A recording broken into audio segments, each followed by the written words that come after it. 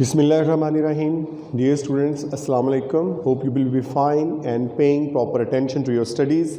Today we start with our message as our routine. Our today's message is selfless efforts, progress of the nation. हमारी वो कोशिशें जो हम बेलौस होकर करते हैं वही कौम की तरक्की हैं। हम चाहते हैं अगर कि हमारी कौम तरक्की करे तो फिर हमें बेलौस होकर गर्ज के बगैर काम करना होगा। जी, पैगाम के बाद हम बढ़ते हैं आगे हमारे टॉपिक की तरफ। हमारा आज का जो टॉपिक है वो है 1956 के आइन के अहम खदोखाल यानी salient features of constitution of 1956। हमने ये देखा कि हम करारदाद मकासद के बाद हम आगे आइन साजी के मरहले में आगे बढ़ रहे थे, तो उसमें फिर हमने आइन बना लिया 1956 का या 1956 का जो कॉन्स्टिट्यूशन है। अब हमने ये देखना है कि इसकी आगे नुमायाँ जो इसके अंदर इसकी खसूसियात हैं या खद्दोखाल हैं या जो इसके फ़ीचर्स हैं वो कौन से हैं। उसमें बेटा सबसे पहले नंबर पर हमने ये देखना है कि आपके यहाँ पर जो शामिल की गई हैं वो उसमें 11 उसकी जो है वो दफ़ात वो शामिल की गई हैं। इसमें देखें नंबर 1 सबसे पहले ये है कि ये तहरीरी आइन था यानी रिटन कॉन्स्टिट्यूशन था। और रिटन आपको पता है कि जैसे बरतानिया का आइन जो है वो गैर तहरीरी या अनरिटन है। हमारा जो आइन है ये जो 1956 का ये तहरीरी था। हमारा 1973 का आइन जो अब चल रहा है ये भी तहरीरी है।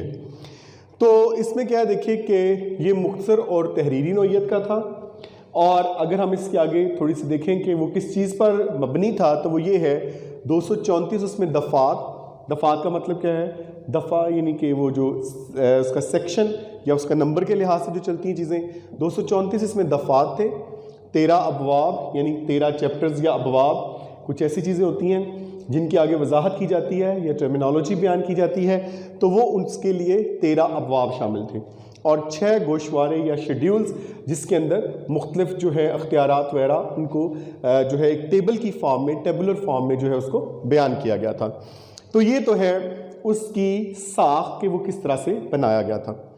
उसके बाद आप देखें नंबर 2 वफाकी आइन यानी फेडरल कॉन्स्टिट्यूशन।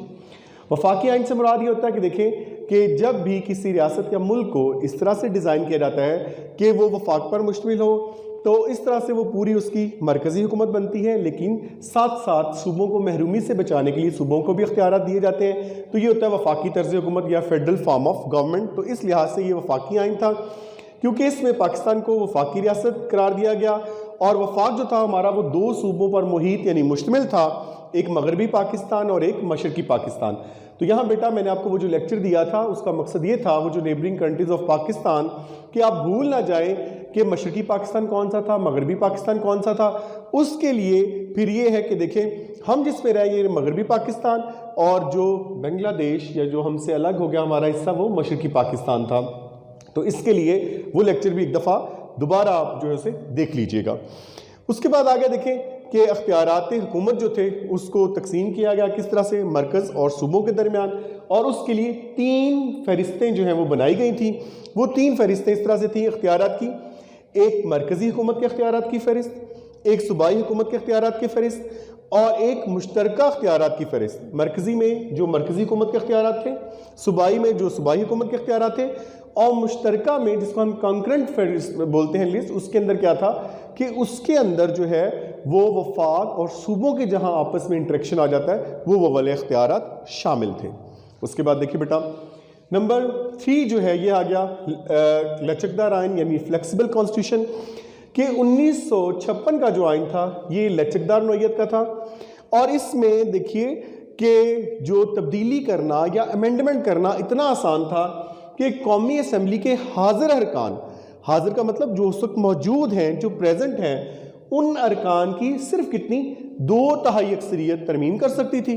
और सदर पाकिस्तान की तौसीक यानी उसके दस्तखत या उसकी एक्सेप्टेंस से या उसके रिकमेंड कर देने से क्या होता था कि वो जो है उसके अंदर तब्दीली जो है वो शामिल हो जाती थी या तरमीम शामिल हो जाती थी। और ये भी समझ लीजिए कि 2/3 से मुराद क्या है 66%। ये 2/3 या 2/3 से मुराद बन जाता है 66%। उसके बाद आगे देखिए पार्लिमानी निज़ाम यानी पार्लियामेंट्री फॉर्म ऑफ गवर्नमेंट। तो इस कॉन्स्टिट्यूशन में हमारे मुल्क के लिए जो पार्लिमानी निज़ाम जो है वो तश्कील किया गया। अब पार्लिमानी निज़ाम आपको पता है कि इसमें जो हुकूमत का सरबराह होता है वो वज़ीर आज़म होता है और उसकी काबीना जो है वो फिर अपनी असेंबली जो है या पार्लियामेंट के आगे जवाबदेह होते हैं। तो यहाँ पर पार्लिमानी निज़ाम जो है वो तश्कील की दिया गया। मुल्क का सरबराह सदर था, हुकूमत का सरबराह वज़ीर आज़म था और सदर जो था वो बराए नाम था। असल अख्तियारात का सरचश्मा जो है वो वज़ीर आज़म था। वो क्या था? वज़ीर आज़म था, यानी असल अख्तियार जिसके पास थे।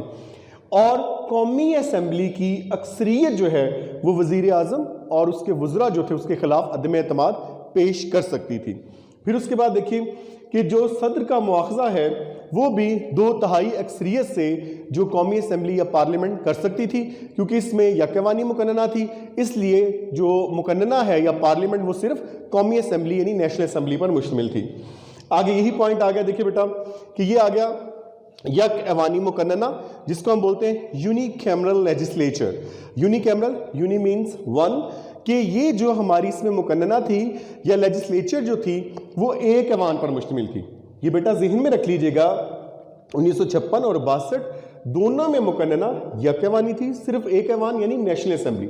और 1973 में 2 ऐवानी बनाई गई, यानी कि एक सेनेट और एक नेशनल असेंबली जो यानी 2 ऐवान, हमारे ऐवान बाला और ऐवान ज़ेरी। यहाँ सिर्फ यक ऐवानी थी। तो यक ऐवानी मुकन्नना थी हमारी कौमी असेंबली और वो कितने अराकीन पर मुश्तमिल थी? 300 अराकीन पर। और जो कौमी असेंबली है उसकी मुद्दत कितनी थी? 5 साल, यानी 5 साल के लिए वो मुंतखब होती थी। और उसके लिए इन 300 अराकीन में ये था कि 10 जो नशिस्तें वो ख़वातीन के लिए मखसूस थीं, वो 10 नशिस्तें जो ख़वातीन के लिए मखसूस थीं उसमें से 5 मशरक़ी पाकिस्तान की और 5 इस वाले हिस्से नहीं मगरबी पाकिस्तान की थी। तो ये है जी यक ऐवानी मुकन्नना या यूनिकैमरल लेजिस्लेचर। उसके बाद हम देखते हैं अदलिया की आज़ादी यानी इंडिपेंडेंस ऑफ जुडिशरी। तो वो क्या थी कि अदलिया को जो है आज़ादी की ज़मानत फराहम की गई, यानी अदलिया अपने फ़ैसलों में आज़ाद थी। और क्या है कि यही सिस्टम कि देखिए कि आला तरीन अदालत जो है वो सुप्रीम कोर्ट थी और उसके अलावा दोनों सूबों के लिए 2 हाई कोर्ट्स जो हैं वो तश्कील की गई। चीफ जस्टिस और जजों की तकर्री जो थी वो सदर पाकिस्तान करता था और उनकी जो बरतरफी है वो मुआखज़ा के ज़रिए से कौमी असेंबली की 2/3 अक्सरियत करती थी। तो आप ये देखिए बेटा, इस आइन में एक बात ज़हन में रखिएगा कि जहाँ भी लफ्ज़ मुआखज़ा आ रहा है वहाँ पर या तरमीम के लिए आ रहा है तो जो अक्सरियत है वो 2/3 यानी 2/3 का जिक्र है, ये जहन में रख लीजिएगा। तो जब भी आप 1956 का आइन पढ़ें तो उसके साथ ये की पॉइंट जहन में रखिएगा कि इसमें अक्सरियत या इसके अंदर जो तरमीम है उसके लिए जो है वो 2/3 अक्सरियत यानी 66% उनका होना लाजमी था। नंबर 7 आ गया वाहिद शहरियत यानी सिंगल सिटीजनशिप। तो उस दौर में क्या है कि जो शहरी थे पाकिस्तान के, चाहे वो मशरक़ी पाकिस्तान से थे हमारे सूबे या हमारे इस मगरबी पाकिस्तान से थे, दोनों के जो शहरी थे वो सिर्फ और सिर्फ क्या थे? पाकिस्तानी थे। अमेरिका की तरह दोहरी शहरियत, क्योंकि अमेरिका के जो शहरी हैं वो अमरीकी भी हैं और उसके साथ साथ वो जिस स्टेट के शहरी हैं उसके भी शहरी हैं, तो ये दोहरी शहरियत वाला असूल नहीं अपनाया गया था। फिर आ गया जी बुनियादी हकूक यानी फंडामेंटल राइट्स। अब फंडामेंटल राइट्स के आज जैसे अक़वाम मुत्तहिदा के चार्टर के मुताबिक जो है वो हुकूक दिए गए, जिसमें आपने देखा मजहबी आज़ादी है, उसके अलावा देखें कि सियासी आज़ादी है, इसके अलावा माशरती आज़ादी, ये सारी आज़ादी जो है, ये सारे हकूक जो है ये आवाम के लिए जो है इनकी ज़मानत जो फराहम की गई। और इसके साथ साथ क्या है कि इन हकूक को अदालती तहफ़्फ़ुज़ भी शामिल था। फिर उसके बाद आगे देखिए सरकारी ज़ुबानें यानी ऑफिशियल लैंग्वेजेस। तो उर्दू और बंगाली दोनों को सरकारी ज़ुबान तस्लीम कर लिया गया, लेकिन साथ ये कहा गया कि आइंदा 25 साल तक जो अंग्रेज़ी है वो बतौर सरकारी ज़ुबान राइज रहेगी। और उसके बाद जब पूरा मवाद वगैरह या दफ्तरी जितना भी इस्तेमाल है ज़ुबान का या जितने भी दस्तावेज़ात वगैरह हैं वो जब कन्वर्ट कर दी जाएंगी इन ज़ुबानों में तो फिर जो है वो अंग्रेज़ी का इस्तेमाल ख़त्म कर दिया जाएगा। उसके बाद नंबर 10 आ गया इस्लामी दफ़ात यानी इस्लामिक प्रोविज़न। तो मुल्क का नाम जो है वो इस्लामी जमहूरिया पाकिस्तान रखा गया। सदर के लिए लाजमी तौर पर मुसलमान होना करार दिया गया। ये जहन में रख लेना है कि वज़ीर आज़म का जिक्र नहीं किया गया इस आइन में, सिर्फ क्या था? सदर के लिए लाजमी था कि वो मुसलमान हो। और करारदाद मकासद जो है इसको दिबाजा के तौर पर शामिल किया गया। दिबाजा का मतलब होता है इफ्तिताहिया। जैसे मैंने आपको पहले बताया था कि ये तीनों जो हमारे आइन बनाए गए उनमें ये प्रीएम्बल के तौर पर करारदाद मकासद जो है वो उसके अंदर शामिल रही। अच्छा, उसके बाद कोई भी कानून जो है वो कुरान और सुन्नत जो है उसके मुनाफी नहीं बनाया जाएगा, कुरान और सुन्नत के मुनाफी तालीमात नहीं दी जाएंगी। और ऐसे तमाम कारोबार जैसा कि सूद, इस्मत फरोशी, शराब फरोशी, इस तरह के जितने भी गैर इस्लामी कवानीन हैं उनकी यहाँ पर इजाज़त नहीं होगी। ये थी जी हमारी इस्लामी दफ़ात। उसके बाद आ गया आइनी इदारे यानी कॉन्स्टिट्यूशनल इंस्टीट्यूशंस। कॉन्स्टिट्यूशनल इंस्टीट्यूशंस वो इंस्टीट्यूशंस होते हैं जो कि आइन के तहत यानी आइन में बयान कर दिए गए होते हैं। तो हमारे आइनी इदारे ये थे बनाए गए, इदारा तहकीकात इस्लामी यानी इस्लामी रिसर्च के लिए बनाया गया कि इदारा, ये भी आइन के ज़रिए बनाया गया। पब्लिक सर्विस कमीशन, आपको पता है कि जो हमारी आला लेवल की जो मुलाजमतें हैं उनके लिए जो तकर्रियाँ करता है। फिर उसके अलावा देखें चीफ इलेक्शन कमिश्नर जो है, ये आपने देखा कि जो इलेक्शन वगैरह करवाता है वो इदारा, और ऑडिटर जनरल जो हैं ये आइनी इदारे बनाए गए। तो बेटा इन जो है 11 के 11 पॉइंट्स को अच्छी तरह से जो है अपने जहन नशीन करना है, किताब से रीडिंग करनी है। कोई भी प्रॉब्लम हो तो आप समझ सकते हैं। Stay blessed, work for your country, work for your self and move ahead. Thank you very much.